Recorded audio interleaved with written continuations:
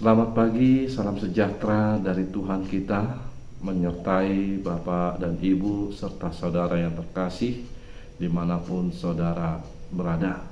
Sebelum kita mendengarkan renungan harian yang dilayani oleh HKBP Huta Galung Resort Parlitan, terlebih dahulu kita berdoa di dalam hati kita masing-masing. Kita berdoa. Anugerah dan damai sejahtera dari Allah Bapa kita dan dari putranya Tuhan Yesus Kristus dan dari Roh Kudus, itulah yang senantiasa memelihara hati dan pikiranmu sekalian. Amin. Firman Tuhan yang menyapa kita untuk mengawali aktivitas kita pada hari Rabu 24 April 2024 sesuai dengan almanak gereja kita HKBP, tertulis dalam kitab Nabi Yeremia pasal 23 ayat 24. Saya akan membacakannya untuk kita. Sekiranya ada seseorang menyembunyikan diri dalam tempat persembunyian, masakan aku tidak melihat dia? Demikianlah firman Tuhan.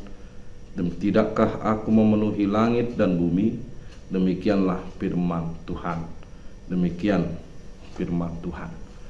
Bapak Ibu Saudara yang terkasih, pada saat ini sudah semakin berkembang ajaran-ajaran logika, ajaran-ajaran sains yang berusaha menguji, meneliti di mana keberadaan Allah di tengah-tengah kehidupan, baik itu di angkasa, baik itu di bumi ini. Bahkan banyak sekali oleh karena pengaruh sains dan logika yang mampu membuktikan bahwa Allah itu tidak ada, maka banyak orang juga yang apatis tentang keberadaan Tuhan. Bapak Ibu Saudara yang terkasih di dalam nama Tuhan kita Yesus Kristus, pada pagi ini kita diingatkan kembali bahwasannya keberadaan Allah itu memenuhi semuanya. Memang keberadaan Allah tidak bisa secara kasat mata kita lihat, tidak bisa kita buktikan secara logika kita atau daya pikir kita membuktikan bahwa Allah itu ada. Walaupun memang ada beberapa peristiwa yang tidak mungkin dipahami oleh logika manusia, yang hanya satu-satunya Tuhan itulah yang bisa melakukannya. Bapak Ibu Saudara terkasih, mungkin sebagian besar kaum ateis yang ada di sekitar kita maupun di tengah-tengah dunia ini ingin menguji mengapa jika Tuhan itu ada, tentu kejahatan atau kriminalitas atau dosa pasti akan dimusnahkan. Namun karena ketidakberadaan Tuhan, maka dosa dan kejahatan manusia itu semakin berkembang. Nah, jika mengikuti pertanyaan ini atau pandangan ini, bukan berarti Allah menutup mata terhadap apa yang menjadi kejahatan dan dosa yang dilakukan oleh manusia. Tapi ingatlah, ketika kejahatan dan dosa itu, Allah pasti melihat dan mengingat serta akan menimbang segala kejahatan dan dosa itu tanpa kecuali, baik itu anak-anak sampai orang tua, baik itu orang berdosa maupun tanda kutip orang yang menganggap dirinya orang benar. Bapak Ibu Saudara yang terkasih, di dalam firman Tuhan ini juga mengingatkan bahwa keberadaan Allah adalah memenuhi segala ciptaannya. Artinya di sini tidak ada satupun tempat, tidak ada satupun sarana yang bukan menjadi ciptaannya.